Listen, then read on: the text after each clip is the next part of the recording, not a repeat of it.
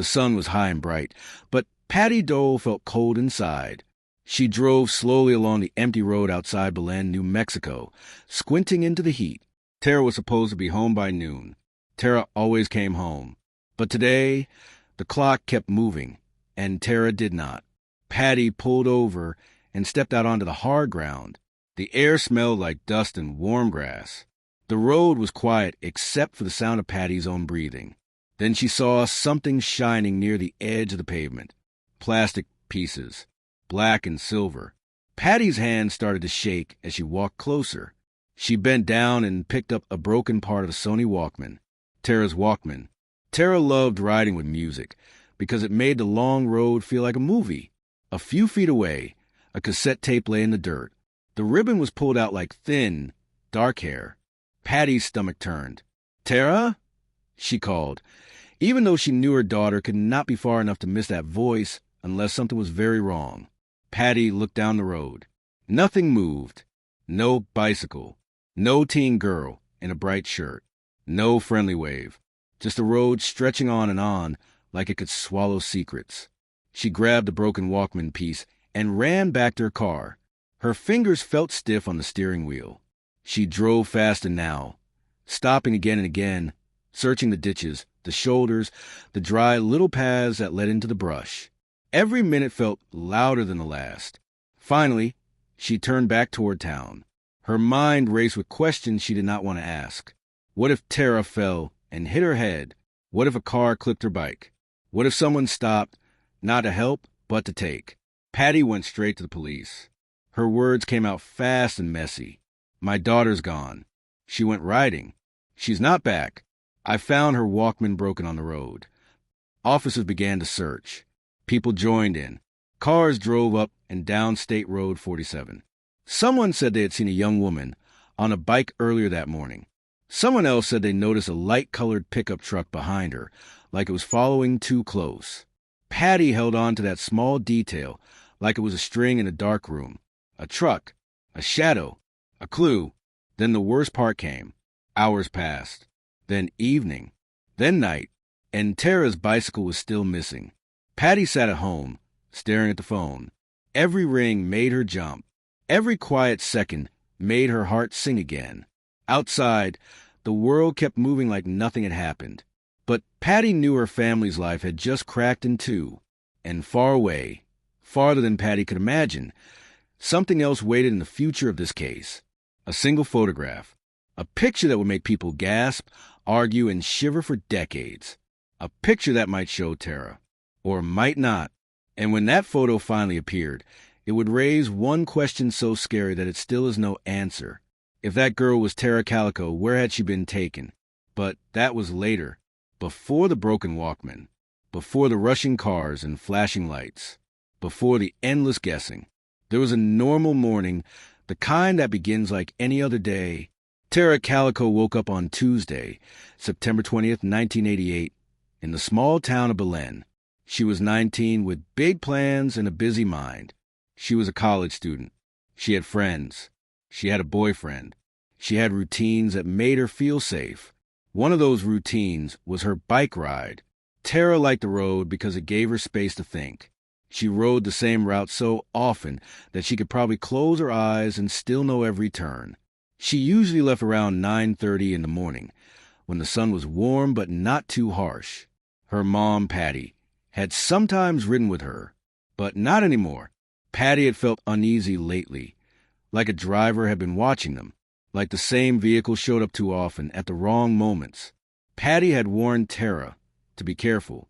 She even suggested carrying mace. Tara didn't like the idea. Tara wanted to believe the world was better than that. That morning, Tara told her mom something simple. "If I'm not back by noon, come get me," she said.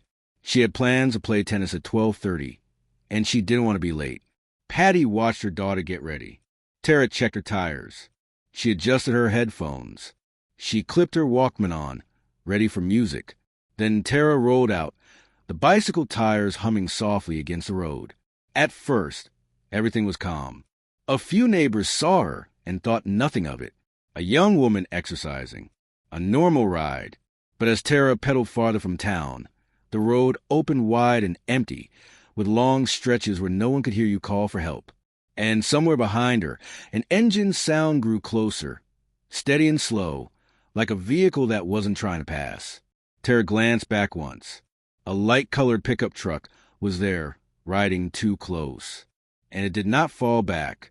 It stayed with her, like it had chosen her. Tara faced forward again, her hands tight on the handlebars, her heart starting to beat faster. She pedaled harder. The truck followed. And just ahead, the road curved into a lonely stretch where the desert brush stood tall, and the world felt suddenly quiet. Then, in a single moment, everything changed. Tara heard the truck roar louder, right behind her, and the hairs on her arms lifted. The road curved. The brush on both sides looked thick and scratchy, like it could hide anything. Tara pressed her feet down hard, trying to go faster. Her music suddenly felt too loud, too childish for how scared she felt. She reached up and pulled one earphone off so she could hear better. That's when she noticed something worse. The truck wasn't just following. It was drifting closer to the side of the road, like it wanted to crowd her off. Tara's throat went dry.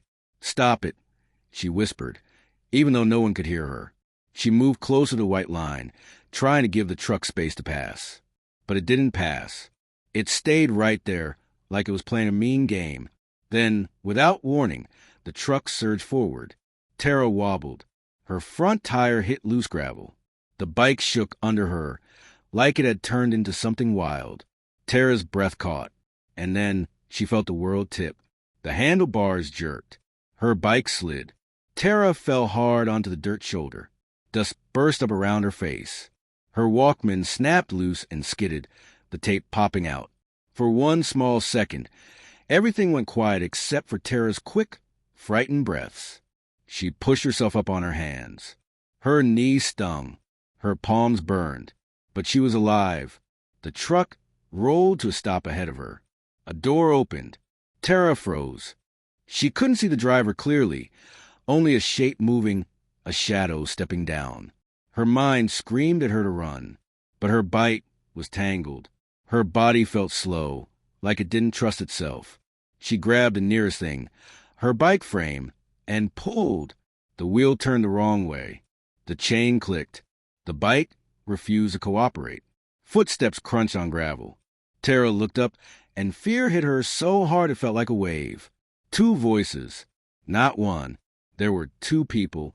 She backed away, scrambling, trying to stand. Her eyes darted to the brush. If she could reach it, she could hide. If she could hide, she could breathe. But then one of the figures said something low and rough. Tara couldn't make out the words, only the tone. It sounded impatient, like they had planned this. Tara's heart slammed against her ribs. She turned and ran. Her shoes slipped on the loose dirt, but she kept going, arms pumping, air ripping in and out of her lungs. The brush grabbed at her with thorny hands. She heard more footsteps behind her now. Fast, heavy, a hand reached. Tara screamed. The sound seemed to vanish into the wide sky, swallowed by distance. And then everything became a blur of dust, harsh breathing, and panic. When the noise finally stopped, the road looked normal again. Too normal. The sun still shined. The wind still moved the weeds. A bird hopped along the edge of the brush as if nothing had happened. But Tara was gone. Back in town, Patty Calico kept checking the time. Noon came, then 12:05, then 12:20. Patty tried to stay calm. Tara was grown. Tara was responsible. Maybe she stopped to talk to someone. Maybe she had a flat tire. But Patty's worry had sharp corners. It didn't feel like a normal late feeling. It felt like something was wrong in a deep, certain way. At 12:30, Patty couldn't stand anymore. She got in her car and drove the route. The farther she drove, the more her stomach tightened. The road felt too empty. The spaces between houses felt too wide. She kept looking for Tara's bike, bright, familiar, easy to spot. Nothing. Then Patty saw it. A small scatter of items near the shoulder. She pulled over and ran, her shoes thudding on the hard ground. She spotted the broken Walkman piece and the cassette tape with its ribbon pulled out. Patty's hands flew to her mouth. No, no, no. She looked around wildly, like Tara might pop up from behind a bush and laugh, and say it was all a silly mistake. But the brush stayed still. Patty searched the ditch. She called Tara's name until her voice cracked. She drove up and down the road again and again, her eyes burning with tears she didn't want to spill. Finally, she went to police. Her words came out in a rush. Officers listened. They asked questions. They wrote down details. One officer said, "Did she mention anything unusual?" Patty swallowed. She said a truck bothered her before. A light-colored pickup. That detail spread fast. Soon, neighbors were talking.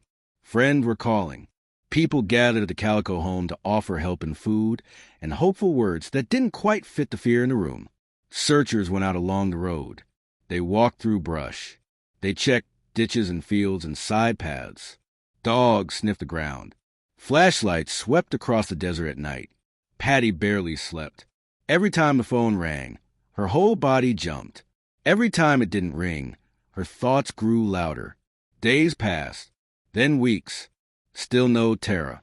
But the case did not stay quiet, because in the months that followed, something happened that shook everyone all over again. A strange photograph would appear far away from New Mexico, an image of two kids in the back of a van, looking scared. And some people would look at the girl in that photo and whisper the same terrifying words. "That looks like Tara."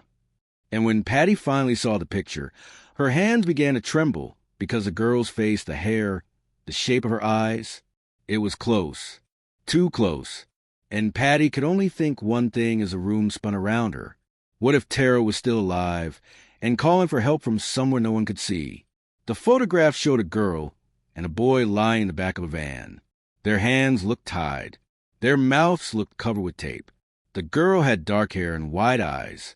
The boy looked younger, scared and stiff. Behind them was a blanket and a book.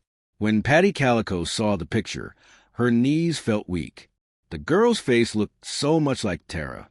The shape of her eyebrows, the line of her nose, even a small mark on her leg that Patty believed was the same scar Tara had from a childhood accident. Patty leaned closer to the photo.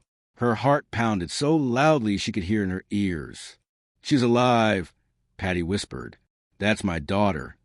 The photo had been found in a parking lot in Florida, almost a year after Tara disappeared. A woman said she found on the ground after a white van drove away. The van had tinted windows. No one got the license plate. Police studied the photo carefully. They looked at the blanket. They looked at the book near the girl's head. It was a paperback copy of My Sweet Audrina. Tara loved to read. She had even read that same book before. To Patty, it felt like a message. But not everyone agreed. Some investigators said the girl might not be Tara. They said the picture was unclear. They said the scar might not match. They said the boy in the photo could not be identified either. The photo went to experts. They measured faces. They compared ears and chins and smiles from old pictures of Tara. Some experts said the features were very similar. Others said they were not sure. The country watched and waited. For Patty, the waiting was the hardest part. If the girl was Tara, then Tara was alive when the photo was taken. That meant she had survived for months after that terrible day on the road. But if the girl was not Tara, then where was her daughter? The case grew larger. News stations talked about it. Flyers spread across states. Phone calls came in with tips. So many tips. Some were kind. Some were strange. Some led nowhere. One rumor said local boys from Belen knew something. Another rumor said Tara had been hit by a truck by accident, and that powerful families helped cover it up. Some said she had been taken out of state. Some said she was still alive somewhere, waiting. Police searched fields. They followed leads. They questioned people. But no arrest was made. Years passed. Patty kept Tara's room the same. Her posters stayed on the wall. Her clothes stayed in the closet. Patty believed her daughter was alive. She refused to give up. Tara's father, John, struggled in a different way. The pain weighed on him heavily. The family tried to stay strong, but the missing space at the dinner table never felt normal again. More photos appeared over the years. Each time, people wondered, could this be Tara? Each time, experts studied them. Each time, hope rose and then slowly fell. In 2008, the case was officially handed over to the FBI. New investigators looked at old evidence with fresh eyes. They talked again about the light-colored pickup truck. They talked about local suspects. They talked about secrets people might still be hiding. One sheriff said he believed he knew what happened. He suggested that Tara may have been hit by a group of young men in a truck and that they panicked. But there was not enough proof to charge anyone. No clear answers. Just theories. Just whispers. Just a road under a hot New Mexico sun that still holds its silence. Tara Calico passed away in 2006, never knowing for sure what happened to her daughter. She kept believing until the end. Tara Calico's disappearance remains unsolved. The broken Walkman, the empty road, the truck that followed too close, the photograph that may or may not show her.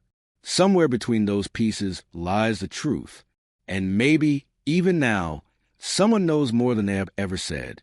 Someone who saw something. Someone who was there. The desert keeps its secrets well. But secrets have a strange way of rising back to the surface, even after decades. The question still echoes across the quiet road where Tara once rode her bike. What really happened to Tara Calico on that bright September morning? And will the answer ever come?